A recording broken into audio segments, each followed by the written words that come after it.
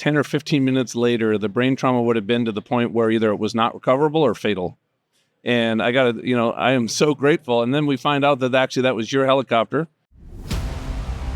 Welcome to Hangar X Studios, where former fighter pilot and host John Ramstead takes us on a journey across aerospace as it enters an historic period of innovation and transformation. Our guests include aviation experts, pilots, financiers, military leaders, and innovators of all types. Buckle up for another episode of Hangar X.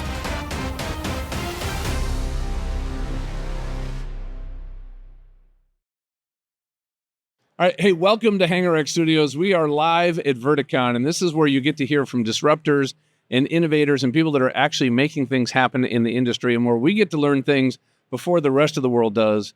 And today we have on John Vance from Metro Aviation, and I am so excited about this because this man, we just found out 5 minutes ago, this man and this company were actually responsible for the life flight that saved my life about 13 years ago. So, John, welcome to the podcast. Awesome. Thank you. Glad to be here. Glad to have you here. So, I won't share any of the pictures. Nobody wants to see those pictures, trust me. But I was involved in an accident. I was on a horse at a full gallop, bucked me off head first into a steel fence. And I basically crushed every part of my body from my chest up. Neck was broken, skull crushed. And the paramedics got there and said, we can't transport this patient. He wouldn't make it. So they called Life Flight, and Life Flight got there and they got me to the trauma center there in Great Falls, Montana, in Benefice. And what we found out later, if I'd gotten there 10 or 15 minutes later, the brain trauma would have been to the point where either it was not recoverable or fatal. And I am so grateful. And then we find out that actually that was your helicopter that your pilot was operating. So, maybe just start out with this, the mission that you guys do. I mean, think about this. I get to be here and be a father and live in this world and run my companies and my employees, or else would have been gone. It's got to be incredibly rewarding for you and your entire team, just the mission that you guys get to do. Absolutely. It's pretty incredible to see that we can be a small part of what goes on out there for impacting, real people, right? And our piece to the puzzle, I want to be clear, I don't want to take more credit than is due us, but our piece of the puzzle is safe transportation, so the people in the back can save lives, right? And we're very clear, we're an aviation company, and that's what we do is we provide aviation services, right? So I like to say, no magic in the front, magic happens in the back because they save people's lives back there. But the reason they're able to do that is because they trust that we're providing good aviation services, and they don't have to be concerned that we're going to get them safely from point A to point B. They can focus on taking care of the patient. So that's our small piece of that puzzle, is being professionally prepared, being able to respond, have an airworthy aircraft to go out and transport those teams that do incredible things. Yeah, and do you guys do hoist rescues also? We do not. Okay. We do not. So, in this, from the pilot training standpoint and standardization, we just had Warren on who talked about 175 aircraft, 42 partnerships. How do you keep standardization in the training? Because I'm guessing the training in this environment is unique. It's a lot of unknown situations. You don't know the weather. You don't know the terrain. Like you're going out to an accident scene, so you're not exactly sure what you might find. Correct. Right? So how do you train for that? So scenario-based training is the best way I know to put it. We put a priority on getting our guys in the building with our people. In the fixed-wing world, it's common to send people off to flight safety or other vendors out there that provide excellent aircraft training.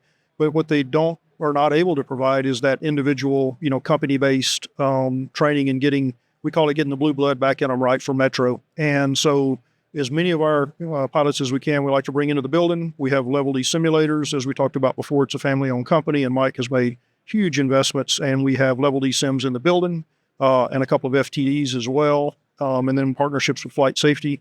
We get them with our instructors. We bring them in the building. We talk to them. We talk about culture. We talk about decision-making. And we make sure that they're adequately trained and equipped to go out and do the job that we're asking them to do. Yeah, and they're dispersed all over the country, right? Like, how do you centralize that? Correct.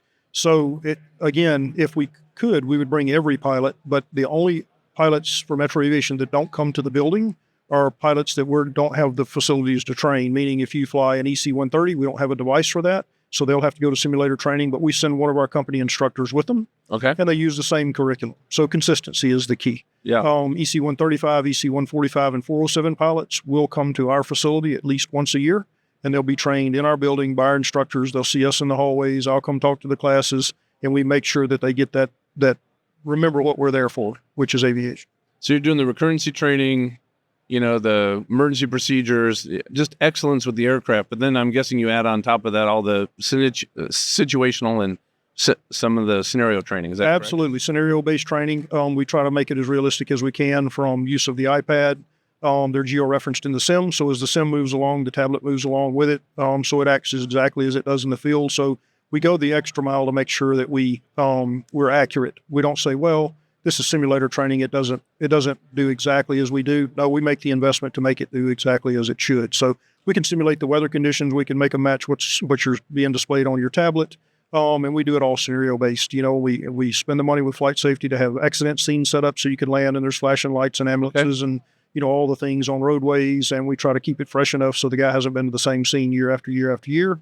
We have 3D modeled, hospital helipads that we go to for trauma centers. So you're actually landing on helipads and you're sitting on the ramp. You look out, you see, the American Airlines aircraft taking off and landing on the runway. We see, the company's name on the hangars. Like, we try to make it as realistic as we can. Yeah. So if you and I got together, let's say a year from now, I know you guys have some big goals at Metro. Right. What are some things, from your seat that you would love to be talking about if it was, next spring?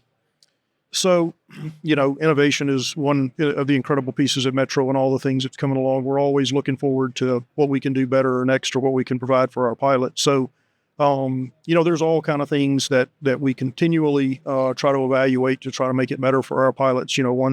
One thing we're looking at right now is a way to mount a camera system on the aircraft and have 3D modeling of a landing area when you land. The AI assess that for power lines and unseen hazards and obstacles and things like that, and give the pilot some real-time feedback on the safety of a landing zone. Make us more efficient and make us more accurate, when we land or get to those locations. We partnered with a company that's putting weather sensors on the aircraft, so it gets temperature and dew point real time. And what does that do for the aircrew? So with the temperature and the dew points that you're getting real time, and using AI, it uses surrounding weather from ETARs and nationally sourced weather sources. And then let's say you take off from a location and you don't know what's going on, you turn the battery switch on and it gets a sensor location. You're between weather reporting points, which often happens, like in Great Falls, Montana. There's not a lot of weather for a long distance, right? So a guy goes out in the middle of the night, he lands on the scene. What's the weather there? Well, we don't really know. And you might be on scene for a while, depending on what's going on. Right. They're half hour, an hour. Absolutely. So we're sitting there for an hour. He turns the battery on and it says, hey, the temperature and dew point has changed significantly. Now they're closer together, which would indicate incoming fog or the ceiling has lowered, right? So we can put this AI algorithm over it. It knows the route of flight, the terrain elevations. It can estimate the cloud height, and it can tell you before you take off if you meet the minimum requirements with pretty good accuracy. Well, the further you fly, the further you get along in flight, the more data that it gathers, the better and better it gets. So we can avoid that inadvertent IMC condition en route, which is what happens. So do you guys avoid IMC? That's the whole goal, right, is to avoid it. Now, we do operate, the large majority of our fleet is IFR equipped. Okay. But it's different being IFR equipped and doing a planned IFR flight and flying along in flight and becoming inadvertently IMC. Right. Because then you got to get in touch with ATC and you got right. And there's a recovery maneuver and the risk that's involved in the terrain that could be in front of you that you may have to turn to avoid. You got a patient in the back. Situational awareness, right? So we don't want we want people encountering IMC inadvertently. We want it to be a planned event, right? If we do. So that weather sensor, it's really exciting. At first I was, as with all pilots, right? We're a little skeptical of, hey, you're giving me something. But it's incredibly accurate and it's incredibly, a good tool for us to use in these areas where we operate a lot where there's no weather, because you're typically not going to have an accident at the airport. No. It's going to be off airport. And so, you're halfway between two reporting stations. Well, now I can turn the battery on and I can get a real estimation. Well, I was 45 minutes from Great Falls, which I'm sure there's no accurate way. It's going to be similar to Great Falls, maybe. Yeah. But it's not going to be what a pilot needs. In Great Falls, as you know, there could be a mountain range between you and 45 miles. Yep. And then the weather could be totally different on the other side of that mountain. Correct. Yep. So as you're flying along and the atmospheric conditions are changing, it's calculating that, applying AI to it. and then interpolating the weather for you. And it's feeding that real time back to our operational control center so they can reach out. We have push to talk in all of our aircraft anywhere in the world. So they can reach out and say, hey, are you aware, right, that this weather conditions are occurring? And what are you seeing in front of you? Would you like to, I can divert you to an alternate. There's a known airport here that has good weather conditions or whatever. So we can proactively make decisions rather than reactively. So it sounds like some more safety tools, better situational awareness. What else would you like to be talking about a year from now? I think just you got a whole bunch of new helicopters coming in the fleet too. Absolutely, we do, and that's challenging with training, right? Making sure that we get the same standardization of training, and we don't deviate from what we know brings everybody home every day. But I think one of the biggest things we got to talk about in the industry is where's the next generation of pilots coming from, right? We have to invest in that, because they're certainly getting harder and harder to come up with with highly qualified and trained pilots, and for us, with a 2,000-hour minimum, we have to figure out a way to help those guys bridge that gap and not only get experience, but the right experience, get good experience. Come to us prepared to go work and do the things that we do, right? Make the mistakes, but in a safe and controlled environment, learn the lessons, and then come to us being prepared to do what we do. Because as you mentioned earlier, right, it's 2:00 in the morning, the phone rings, where am I going to go? Well, I don't know till I answer the phone, have no idea. What's the mission going to entail? Those kind of things. And then I need to make a decision and get along my way, because air ambulance is about time. That's what we're selling, right? Yep. Because there's qualified people that can do it by ground transport, but like in your condition, time. Time is what mattered in your case, right? That's what we're that marketing. Golden hour was truly golden. Right. So you can't spend 20 minutes trying to plan and make a decision. You need to be professionally prepared. So that's one thing unique about our business is every day you need to come to work to do every job. Yeah. It's never going to be defined for you when you walk in the door. You're never going to know what you're going to do, which is exciting. But from a training standpoint, judgment, right? That's the thing. But the next generation of pilots, that's one of the biggest challenges that I think we all face. Yep. Is how are we going to invest in the future aviators? Yeah.